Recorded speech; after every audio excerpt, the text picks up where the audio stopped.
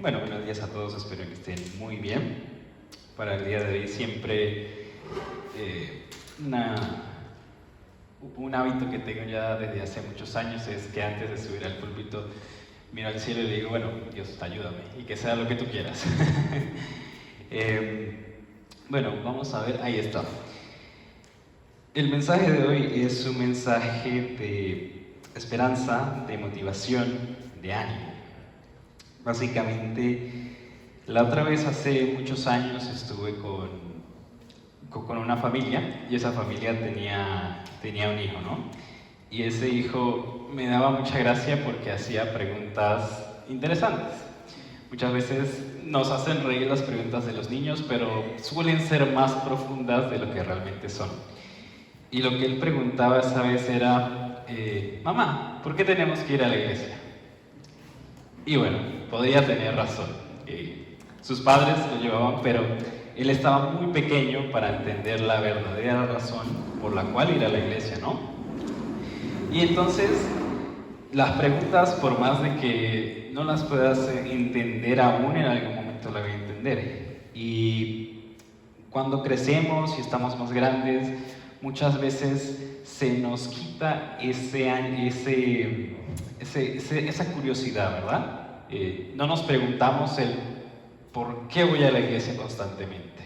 Simplemente lo hago como un empujón de mi ser. Y muchas veces es por eso que nos enfriamos, nos desanimamos y no tenemos muy claro el propósito, ¿no? Y en eso me hice esta pregunta. ¿Qué nos motiva? ¿Qué nos motiva en nuestra vida espiritual? ¿Qué nos motiva a venir? ¿Qué nos motiva a seguir? ¿Qué nos motiva a estar aquí ayudando, colaborando con el servicio, estando aquí a pesar de todo, ¿no? Bueno, vamos a empezar diciendo qué es... Un segundo. Ahí está. ¿Qué es la motivación? En el mundo secular tiene una definición. La motivación se define como algo que nos mueve, nos impulsa hacia una acción, lo que cambia o provoca, impulsa nuestro propio ser, ¿no?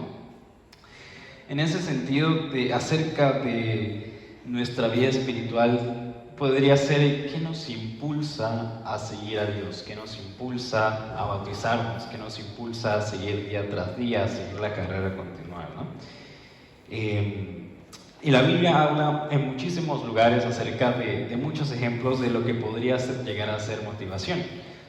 Hice más o menos un compendio de los que más se repiten. Para algunos era el temor, para otros podría ser compromiso, recompensas, un significado eterno, como por ejemplo el que Dios nos da en el Génesis, que nos vamos a enseñar a fructificar y multiplicarnos y a enseñorearnos sobre todas las bestias de la tierra y de los mares. Ese es el significado eterno. También un significado de agradecimiento por lo que Dios hace por nosotros. Y uno de los que más me gustó, el amor hacia Dios. En ese sentido, hay muchos pasajes, ¿verdad? Y hay muchos personajes en los cuales Dios muestra cómo motiva a su pueblo, cómo motiva a esa persona. Vamos a ir a Primera de Samuel 30. Vamos a estar leyendo del 1 al 6 y luego vamos a leer intercalados el 8, el 18 y el 19. Ahí mismo en el capítulo 30. Dice así, Primera de Samuel 30.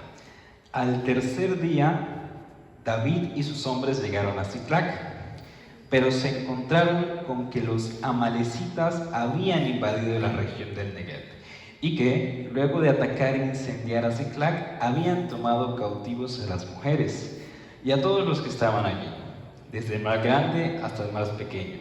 Sin embargo, no habían matado a nadie. Bien, cuando David y sus hombres llegaron, encontraron que la ciudad había sido quemada y que sus esposas, hijos e hijas habían sido llevados cautivos.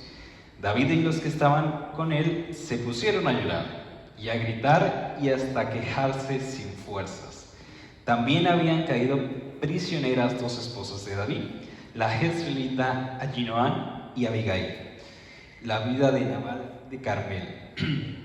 David se angustió, pues la tropa hablaba de apedrearlo, y es que todos se sentían amargados por la pérdida de sus hijos e hijas. Pero cobró ánimo, puso su confianza en el Señor, su Dios. Amén. Bueno, muchos conocemos la historia de David, un hombre conforme al corazón del Señor, un hombre que era rey, era rey de Israel en ese momento, y como rey en ese momento tenía muchas batallas. En una de estas se encuentran con que le pasa algo malo.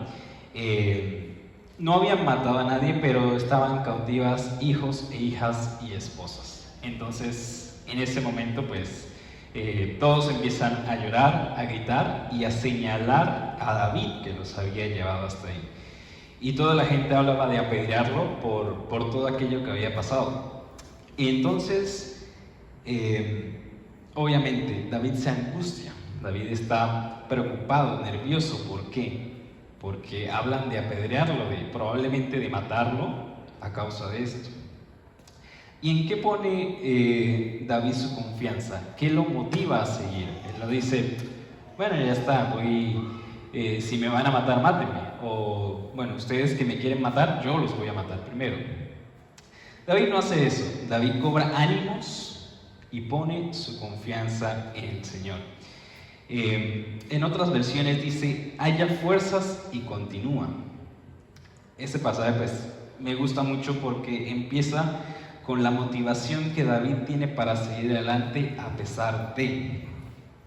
Y bueno, luego de eso, ¿qué hace David? Versículo 8. David consultó al Señor. ¿Debo perseguir a esa banda de saqueadores? ¿Los voy a alcanzar?, dice David. Persíguelos, respondió el Señor. Vas a alcanzarlos y rescatarás a los cautivos. Entonces, acá un poco vemos la relación que David tenía con Dios. Y es allí por lo cual su confianza y su motivación siempre estaba en Dios. David consultaba y el Señor estaba ahí para responderle siempre, junto con él, como le había prometido. Y bueno, luego de eso, un poco para terminar, David dice en el 18, en el libro de Samuel dice en el 18, David pudo recobrar todo lo que los amalecitas le habían robado. También rescató a sus dos esposas. Nada les faltó del botín, ni grande ni pequeño, ni hijos ni hijas, ni ninguna otra cosa de las cuales le habían quitado. Amén. Este es un pequeño episodio, pero bueno, entendemos el por cual la motivación de David era Dios. Y bueno, resultado de esa relación que tiene David con Dios, nos deja algo a nosotros que para mí son palabras que nos llenan de esperanza y de gozo. Como los salmos. Yo elegí el Salmo 18, pero hay muchos salmos que son palabras hermosas de amor, de gozo y de esperanza. Bueno, me gustó que nuestro hermano Daniel, cuando estaba en una de las primeras canciones, hablaba de uno de esos salmos que básicamente podría haber sido también este. Dice así, Salmos 18, verso 1. Cuánto te amo, Señor, fuerza mía. David no creía que toda la fuerza era de él como rey. No, su fuerza no provenía de él mismo, sino que provenía del Señor. Entonces, empieza enfocando eso. Más adelante, en el 25 dice, tú eres fiel con quien es fiel, e íntegro con quien es íntegro. Sincero eres con quien es sincero, pero sagaz con quien es tramposo. Tú das la victoria a los humildes, pero humillas a los altivos. Tú, Señor, mantienes mi lámpara encendida. Tú, Dios mío, iluminas mis tinieblas. Con tu apoyo me lanzaré contra un ejército. Contigo, Dios, podré asaltar murallas. Si teníamos alguna duda, acá ya podemos ver cuál es la motivación de David para ir a la guerra. Dice el 29, con tu apoyo me lanzaré contra un ejército, contigo, Dios mío, podré asaltar murallas.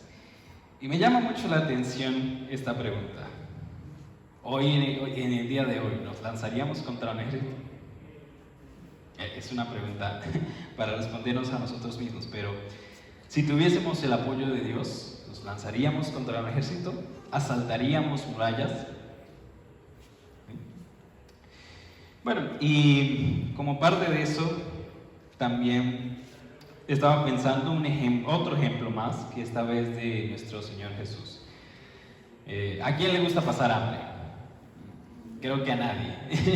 No creo que haya al menos ni una persona a la que le guste pasar hambre, porque es un proceso que también nos hace dolor. Entonces, a nadie le gusta sentir dolor. Bueno, un ejemplo de nuestro Señor Jesús en Juan 4 dice así: mientras tanto, sus discípulos le insistían, Rabí, come algo. Y Jesús le contesta, yo tengo un alimento que ustedes no conocen. Y después comentaban los discípulos, ¿le habrán traído algo de comer? Y Jesús les contesta, mi alimento es hacer la voluntad de que me envió y terminar su obra. ¿Ven? Jesús siempre, a través de sus pasajes, a través de su testimonio, siempre nos muestra que siempre tuvo clara su motivación, siempre tuvo claro su propósito. Por obediencia, Él se sacrificaría tal cual fue el mandato de Dios. ¿Y cuál fue la motivación de Dios para sacrificar a Jesús? Juan 3:16. ¿Alguien me lo dice?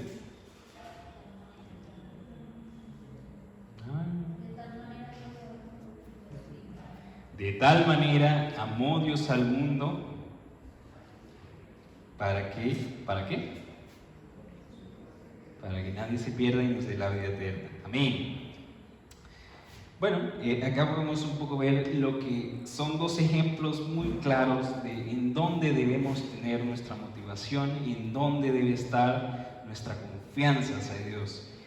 Y después de estos dos ejemplos que vimos, primero de David y segundo del propio Jesús, volvemos a la pregunta, ¿qué me motiva? Ya vemos cuál fue la motivación de Jesús, cuál fue la motivación de Dios, cuál fue la motivación de David. Ahora, ¿cuál es mi motivación? Y otra pregunta que es interesante hacerla, preguntas como si fuésemos niños, ¿no? Bueno, Jesús, Jesús, estás hablando de motivación, pero ¿cómo encuentro yo esa motivación en mi vida espiritual? ¿Cómo lo hago? ¿Qué tengo que hacer? Y bueno, es por ahí que entre tantas otras cosas, Pablo nos muestra en Filipenses. En Filipenses 2.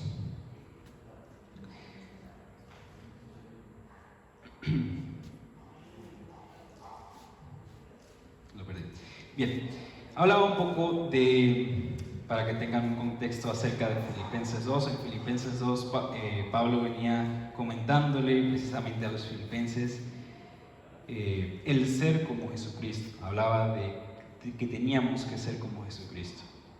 Pero es en el 13 que dice algo que me llamó poderosamente la atención. Decía, porque Dios es quien los motiva a hacer el bien y quien los ayuda a practicarlo. Y lo hace porque así lo quiere. ¿Amén? Entonces aquí responde explícitamente nuestra pregunta. ¿Cómo hago para hallar esa motivación en mi vida espiritual? Y realmente, por mucho que queramos, no podemos hacer mucho para encontrar esa motivación. ¿Por qué? Porque Dios es quien nos motiva. Si tenemos a Dios, Él nos va a motivar con su Espíritu Santo. Él nos va a dar el ánimo, Él nos va a dar todo aquello que necesitamos para seguir a Él, porque Él es el que nos ayuda a discernir cuál es el bien y cuál es el mal, nos motiva a hacerlo y es quien nos ayuda a practicarlo día tras día.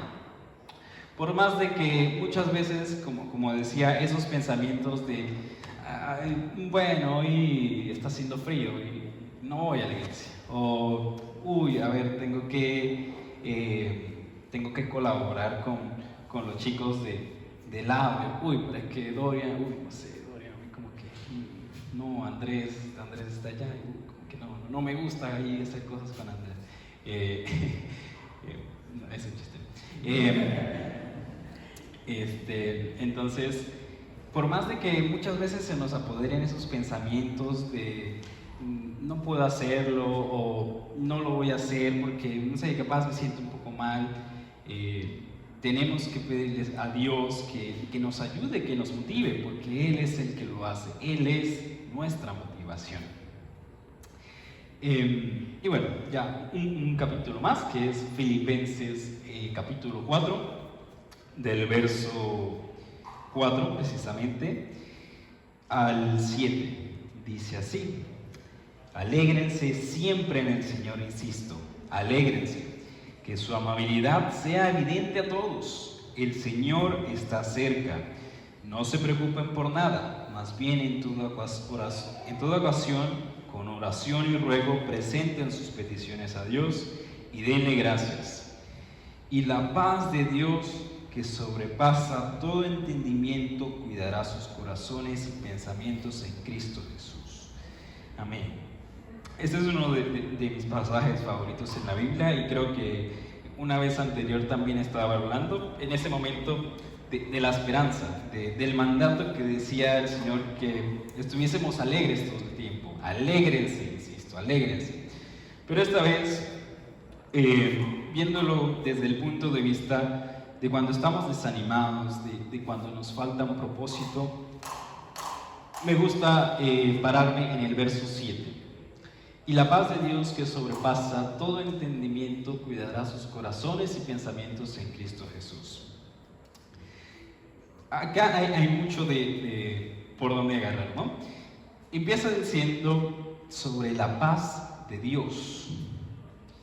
¿Qué es la paz de Dios? ¿Verdad? Esa es una pregunta que no entendemos al inicio cuando estamos inconversos, cuando aún no nos hemos bautizado, no entendemos qué significa eso de la paz de Dios.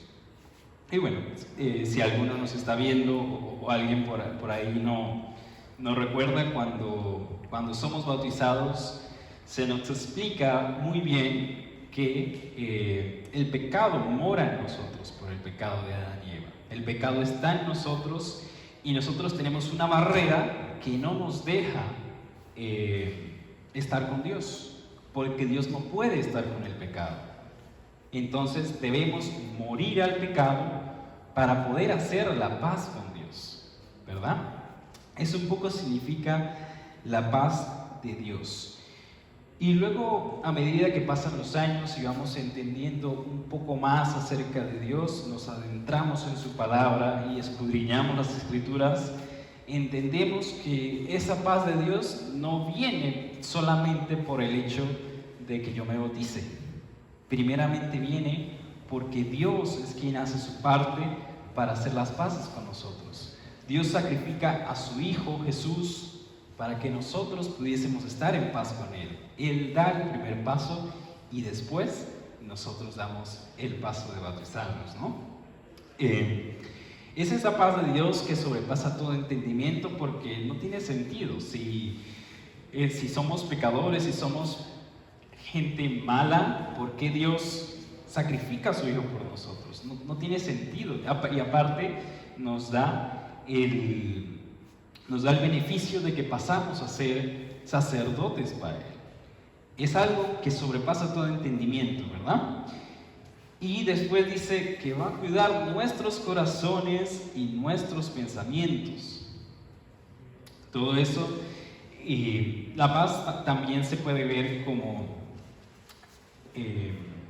puede tener el significado de que nuestras conciencias ya están limpias, como lo dice más o menos en Hebreos 10:22. Nuestras conciencias ya están limpias a causa de la paz de Dios, ¿no? Y eso también llega a entender que tenemos al Espíritu de Dios que venga y nos motive. Y Él es el que va a cuidar nuestros corazones y nuestros pensamientos en Cristo Jesús, ¿no? Bueno, ya un poco para ir cerrando con este versículo. Y el mensaje final para esta mañana, hermanos, podría ser: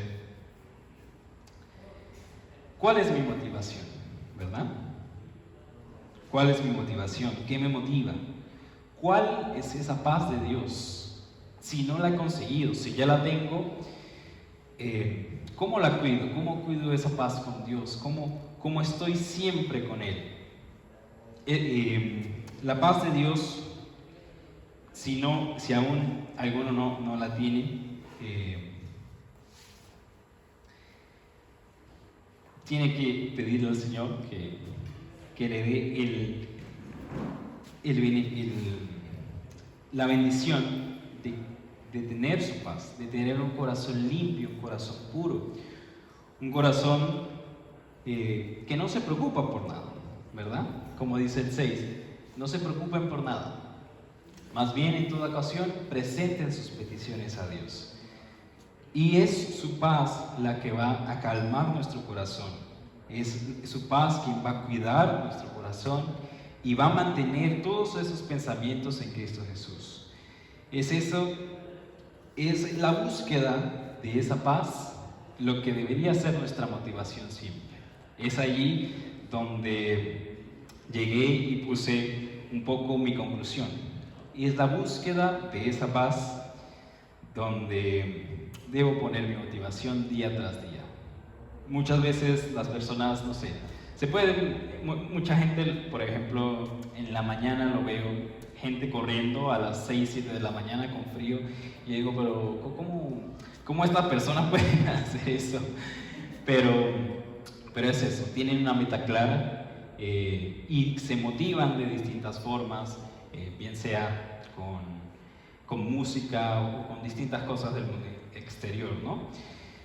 Y esa paz de Dios es la que me podría llegar a motivar, por poner un ejemplo, a levantarme a las 6 de la mañana a ir a correr. Es la búsqueda de esa paz, mi motivación, y espero que también pueda llegar a hacerlo para ustedes. Amén.